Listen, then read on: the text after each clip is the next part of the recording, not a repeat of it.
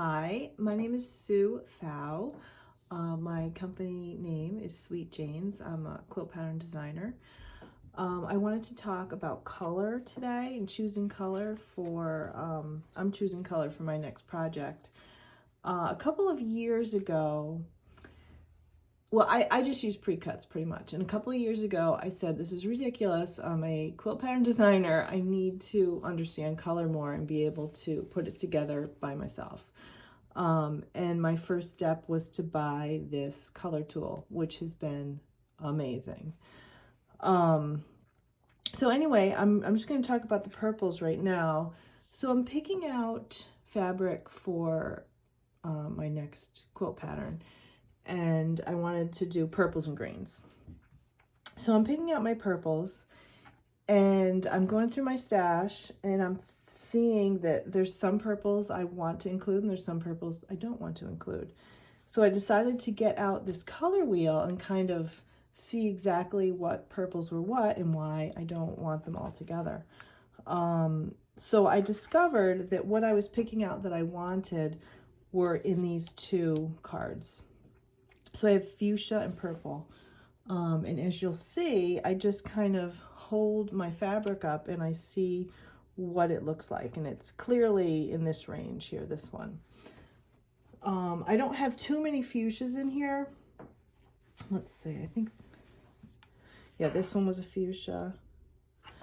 So that looks good together. I think sometimes it's hard to tell in the lighter shades. I think that one actually belongs over there. I find it nice to use colors that the cards are like right next to each other. Like, you know, this would look great in this quilt too, but I'm just sticking with purples for right now. With the darker colors, it gets a little harder to discern what color they go on, and you almost have to work on instinct and say, okay, does this go? And it does. This one's like in this range. Another thing you want is you want a range of values, basically, so your quilt kind of has some interest to it. You don't want all, you know, like if I were just to do a bunch of these colors, it's just not that interesting.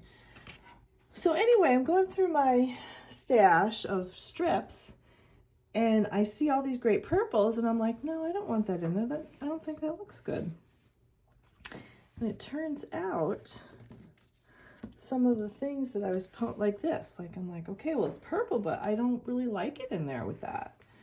It turns out that a lot of these purples are on the next two cards. So that one is there. I think this one is too. Yes, definitely. So see how I just don't like it together. And I had a couple more that I really didn't care for in there.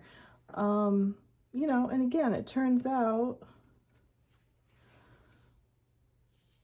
yeah, that one's kind of in there. I think this one's in here. And I decided, okay, I don't want colors on these two cards. So as I go through my stash, I can just put my, if I can't kind of tell on my own, I can use this card to either include colors or exclude colors. Oh, and then I just want to show you one other thing. Now this one I liked, and it was in the bin with all the others. It goes pretty good with those, but there's something not right with it, and I cut it to go in, and then I just couldn't include it because it just wasn't right. The reason why it's not right is because it has gray in it. It was, instead of shaded with whites and blacks, it was shaded with gray. And the gray, fabric shaded with gray don't play well with fabric shaded with whites and blacks.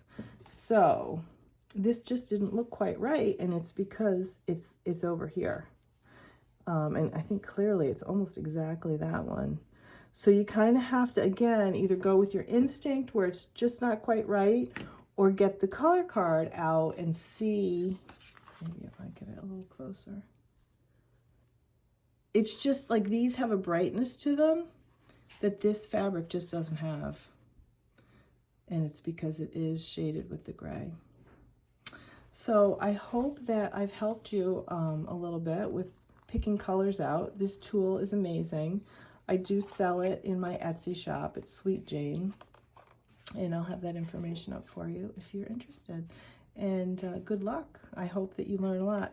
Actually, this color card has a lot of information too about how to use it and how to pick your colors for quilts. And they talk about that whole shading with the white, black, and gray. So you don't have to remember what I said. You can read it for yourself. Okay, thanks so much. Take care.